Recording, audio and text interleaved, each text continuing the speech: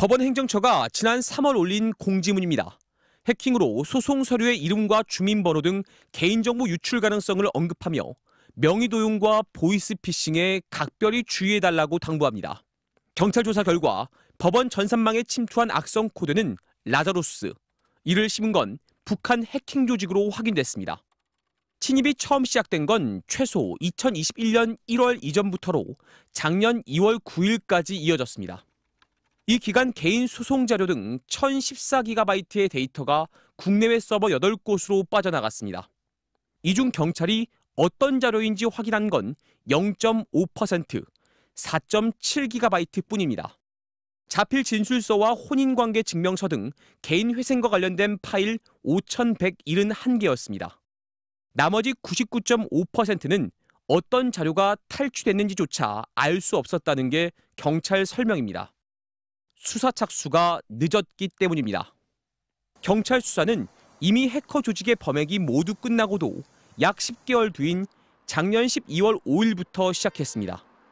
법원이 작년 2월 해킹 시도가 있었음을 처음 감지하고 내부 보고서까지 작성했지만 정작 경찰엔 알리지 않았습니다. 경찰이 검찰, 국정원과 함께 수사에 나선 건 이 사실이 언론을 통해 공개된 뒤였습니다. 경찰 관계자는 뒤늦게 자료를 찾아보니 이미 삭제되어 있는 부분이 많았다며 해킹이 정확히 언제 어떻게 시작됐는지 어떤 부분이 취약점인지 파악할 수 없었다고 말했습니다.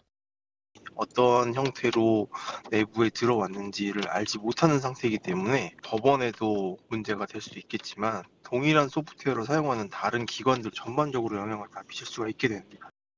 경찰은 이 같은 수사 결과를 지난 8일 법원에 전달했다고 밝혔습니다. MBC 뉴스 이문현입니다.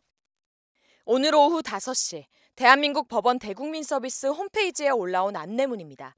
사법부 전산망 침해에 의한 개인정보 유출 추가 안내라며 경찰 수사 내용과 2차 피해 방지를 위한 주의사항 당부 등이 담겼습니다. 개인정보보호법 시행령은 정보 처리자는 정보 유출을 인지한 지 72시간 이내에 이를 정보 주체에게 알리도록 명시하고 있습니다.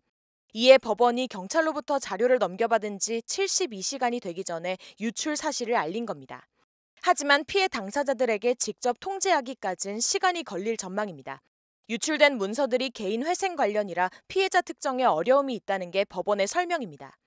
한 개인의 채무 발생 경위, 변제 능력이 없는 이유 등을 증명하는 자료가 다수 들어있어 문서 한 건당 여러 명의 개인정보가 들어있는 경우가 대부분입니다. 법원이 작년 2월 악성 코드를 발견하고도 바로 경찰에 알리지 않는 등 대처가 늦어 피해를 키웠다는 지적도 제기됐습니다. 법원이 어영부영 시간을 흘려보내는 사이 유출 자료 대부분이 서버에서 지워졌습니다. 이에 법원은 악성 코드 발견 직후 백신 업체, 포렌식 업체 등과 수습을 위해 최선을 다했지만 인력과 기술에 한계가 있었다고 설명했습니다.